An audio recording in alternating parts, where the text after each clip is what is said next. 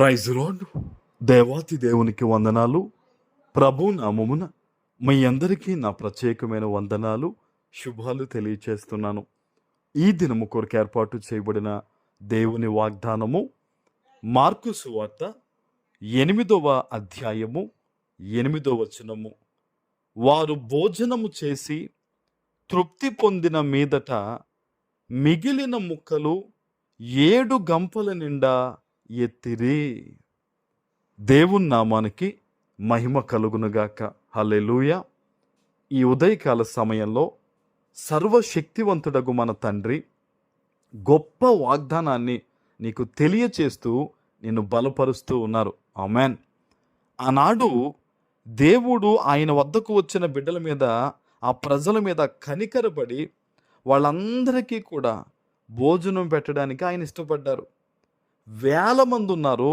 వారి దగ్గర ఆ సమయంలో ఎన్ని రొట్టెలు ఉన్నాయంటే 7 రొట్టెలు మాత్రమే ఉన్నాయంట. అయితే దేవుడు అన్నాడు, వారందరినీ కూర్చోబెట్టండి అని చెప్పి ఆ 7 రొట్టెలు, కొన్ని చిన్న చేపలు కూడా అక్కడ ఉంటే వాటిని ఆయన చేతుల్లోకి తీసుకుని వాటిని వడ్డించడానికి మరలా దేవుడు శిష్యులకు ఇచ్చారట. 4,000 మంది కడుపు నిండా తిన్నారట. మిగిలిన వాటిని 7 గంపల నిండా వారు తిరిగి ఎత్తారట. హల్లెలూయా. ఈరోజు దేవుణ్ణి నమ్ముకున్న మన జీవితంలో మనకు వస్తున్న కొన్ని ఇబ్బందులను బట్టి మనం ఎలా అయిపోతామంటే, ఈ సమస్యను మనం దాటగలమా? ఈ ఇబ్బంది మనం దాన్ని సరిచేయగలుగుతామా? ఈ అప్పును మనం తీర్చగలుగుతామా?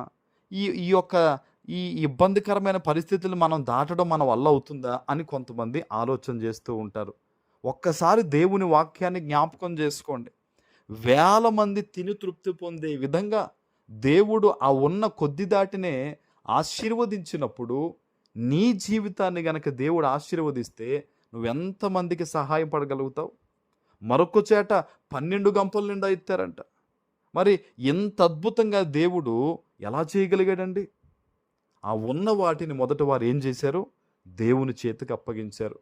ఈరోజు నీ సమస్య, నీ ఇబ్బంది నమ్మకంతో, ఓర్పుతో, నిరీక్షణ కలిగి దేవుని దగ్గర పెట్టు. అయ్యా, నాకు ఈ సమస్య ఉందండి, అయ్యా నాకు ఈ అవసరం ఉంది, ప్రభువా నా పరిస్థితి ఇది అని ఓర్పు కలిగి నువ్వు ఎప్పుడైతే నిరీక్షణతో దేవుని దగ్గర ఎదురు చూస్తావో ఆయనకు అప్పగించి, తప్పకుండా దేవుడు నిన్ను సిగ్గుపరచకుండా, నీ నిరీక్షణ సిగ్గుపరచబడకుండా ఆయన ఖచ్చితంగా మేలు చేస్తాడు. ఆమెన్. ఎంతోమంది వారి జీవితంలో ఈరోజు మేలు పొందుకుంటూ వారు చెప్తున్న సాక్ష్యాలు చూస్తూ ఉన్నాం. అది ఎవరు చేస్తున్నారో? దేవుడే. మరి ఈరోజు నీ జీవితంలో కూడా ఒక మేలైన కార్యం చెయ్యాలి, నిన్ను దేవుడు తృప్తిపరచాలి, నీ కుటుంబాన్ని కూడా సమృద్ధితో నింపాలని ఆయన ఆశ కలిగి ఉన్నప్పుడు నువ్వు దిగులు పడిపోవడం కాదు. నాకు ఇంతే జీతం వస్తుంది, నా ఇంట్లో ఎంతమంది ఉన్నారు, నా పోషణ ఇది అని దిగులు పడిపోవడం కాదు. అయ్యా, మమ్మల్ని ఇంకనూ దీవించండి అయ్యా, ఇదిగో ఉన్నతమైన స్థితిగతుల్లో మమ్మల్ని పెట్టండి అయ్యా అని మంచి ఆలోచన కలిగి ఉన్నతమైన దాన్ని ఆలోచన చేస్తూ నువ్వు ఎప్పుడైతే ప్రార్థన చేస్తావో, మొదట కొద్దిగా ఉన్న నీ స్థితి యేసు నామములో మహాభివృద్ధి చెందుతుంది. ఆమెన్. ఆయన అందుకే అంటారు, నమ్ముట నీ వలనైతే నమ్మువానికి సమస్తము సాధ్యమే. కొంచెమే సాధ్యం అని చెప్పలేదు ఆయన.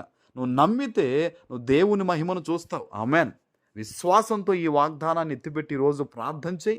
యేసు నామములో నీకు సమృద్ధి కలుగుద్ది. ఆమెన్. ప్రార్థన చేసుకుందాం. పరిశుద్ధుడు అయిన మా తండ్రి, ప్రేమ కలిగిన ప్రభువా, మీకు స్తోత్రాలు. ఈ ఉదయకాల సమయంలో మీరు ఇచ్చిన గొప్ప వాగ్దానము ప్రతి బిడ్డ జీవితంలో నెరవేర్చి స్థిరపరచమని యేసు నామమున ప్రార్థిస్తున్నాను తండ్రి. ఆమెన్.